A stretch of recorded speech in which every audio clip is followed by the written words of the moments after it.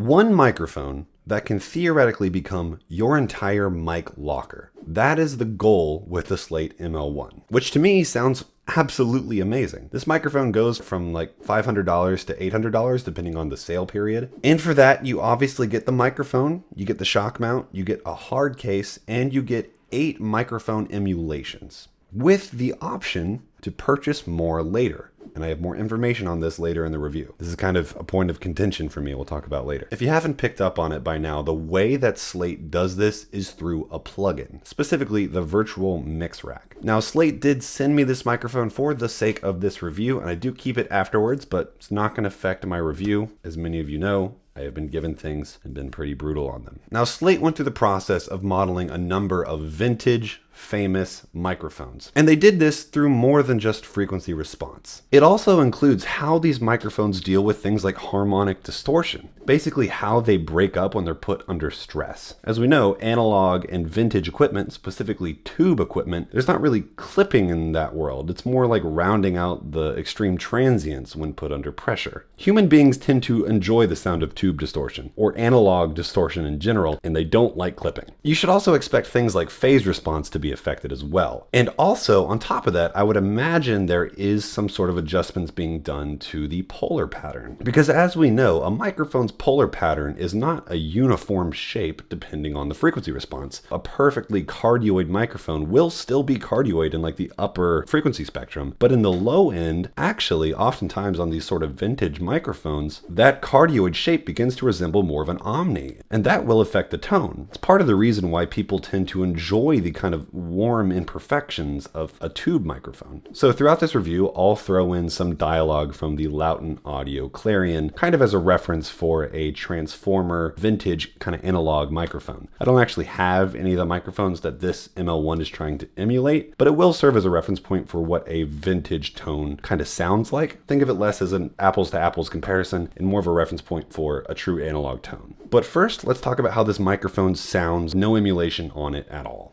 So what does it sound like now? And how does the basic spec information kind of line up as compared to other microphones in the $500 to $800 price point? First and foremost, the Slate microphone without any emulation is a neutral microphone. Not complementing the high end, not complementing the low end. It's trying to get that signal as accurately as possible for later post-processing, for later emulation. So here's a blind microphone comparison between 3 different microphones, all of which are high-end microphones. The Austrian Audio 818, which is a relatively balanced signal, not flat, but balanced. The Lewitt 640, which is a bright microphone, and the Lauten Audio Clarion, a dark microphone. And of course, the ML-1. Here's a tip to avoid alligator attacks. Don't swim in waters inhabited by large alligators. If you're not familiar with a lake or stream, ask someone who is. Here's a tip to avoid alligator attacks.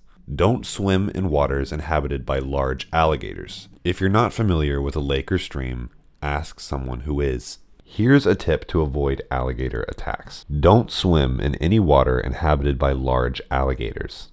If you're not familiar with a lake or stream, ask someone who is. Here's a tip to avoid alligator attacks. Don't swim in waters inhabited by large alligators. If you're not familiar with a lake or stream, ask someone who is.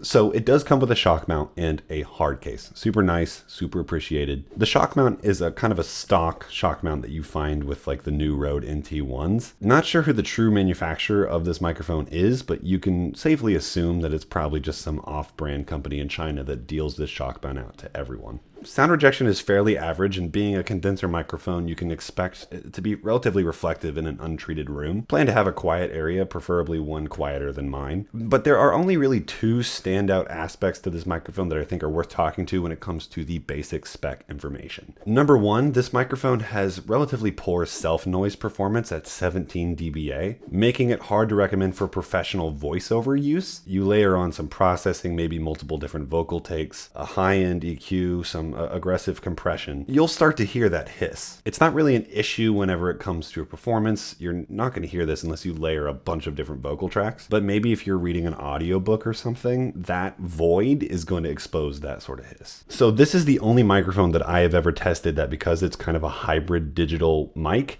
you need a certain level of spec from your computer in order to operate. That being an Intel Core i5. You're going to need Windows 10 and up, and then also Mac OS 10.15. It's not hard to achieve, but it's worth mentioning. Okay, so the following section I'm going to divide up between the Slate ML-1 on a U87 AI emulation and the Lauten Clarion. Again, please don't scrutinize the actual frequency response of the ML-1 as compared to the Clarion. They will not sound the same. Please consider this more of the tangibility of a digitally based emulation compared to a true FET condenser microphone. Now, I do understand that's a little bit hard to quantify, but I want to give some level of reference regardless. Now, I will say, in my opinion, the ML-1 emulations, they do have a minor digital edge to them. The speed of the transient response is very fast, and it does leave the audio sample a little bit sharper than you would experience on a true vintage microphone. But the resemblance to these modeled microphones is nonetheless very impressive. Now, on top of this, because these microphones are genuinely a lot more than just a tuned frequency response, even if they aren't 100% accurate, the usefulness of the ML-1 design is still really, really impressive. There is a good argument to be made that this is the one budget microphone to rule them all. I mean, really, the flexibility is very impressive. Now, this design doesn't come without some hangups that I have, though. Not necessarily with the microphone itself, but kind of the greater ecosystem that you have to adopt in order to get the maximum functionality out of the ML-1. Now, namely, to really get the true sort of full power of the ML-1, there are many other purchases that you have to make, including, to get the full range of what's necessary for this microphone, a yearly license for Slate's plugin suite, not to mention a booster pack of all the different microphone emulations. Now, I'm already a user of Slate's plugin suite, so this wasn't a big deal for me. I do genuinely love their products. I think they are great plugins, but I know many professionals and amateurs that are using different sets of plugins. Obviously, beginners are mostly using native plugins, and in a lot of the professional world, they're using the FabFilter stuff. So to really take advantage of this microphone's capabilities, for example, using Slate's virtual mix rack, that's $100 a year. On top of that, buying the microphone only gives you access to 8 microphones. And any further purchase of any other emulations isn't necessarily cheap. For 3 additional U87 emulations, that will cost you $200. The Blackbird Studio emulation that has a bunch of really cool tube mics, that's going to cost you $350. And then Classic Tubes Pack is another $350. I'm not opposed to this sort of DLC content, but I do think that these emulation prices are pretty steep. Basically, the full functionality of this microphone is locked behind a paywall that is more expensive than the microphone itself. Now, whether this price is worth it is up to you to decide, not me. One could argue that it absolutely is. Like I already said, these emulations are good. Considering the price is $1,000 more and you do get access to another 13 microphones with really convincing emulations, you could argue that that is absolutely worth it. That said, the microphone in this sort of context is now $1,700 as opposed to like around $700. And in these terms, the budget-friendly nature of this microphone begins to be less and less convincing. Depending on your workflow, you may really want to prioritize just the most flexible microphone possible. And considering the quality of these emulations, that's not the most unreasonable price to pay. These microphone emulations are also incredibly flexible. You know, you're not buying into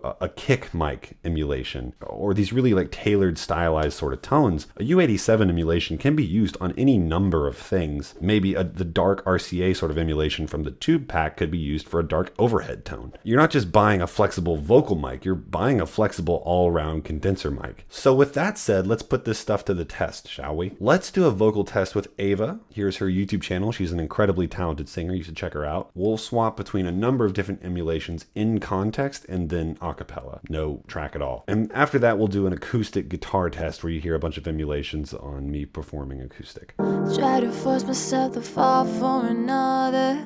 It was like running in a chest deep water. I know I said I changed, but I couldn't promise that bullshit never worked for me, to be honest. This Christmas, you to hold me, make me feel like I never destroy this. Don't tell me what's the time, babe, cause it haunts me. I don't want that forever to end here.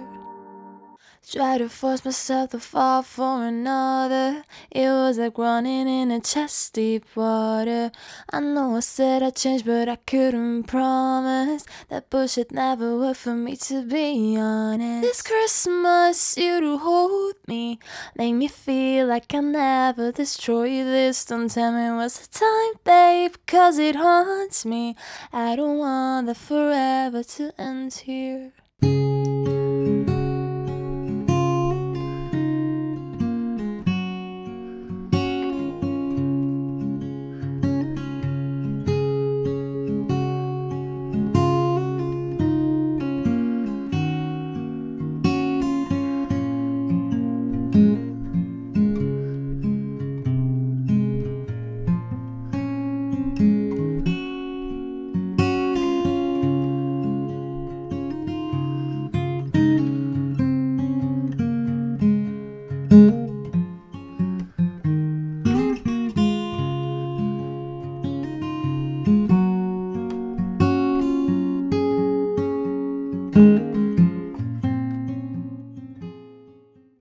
Okay, folks, I hope that was helpful. If you'd like, you can follow me on Instagram at RealAudioHaze. If you'd like to work on a project with me, you can email me at realaudiohaze@gmail.com.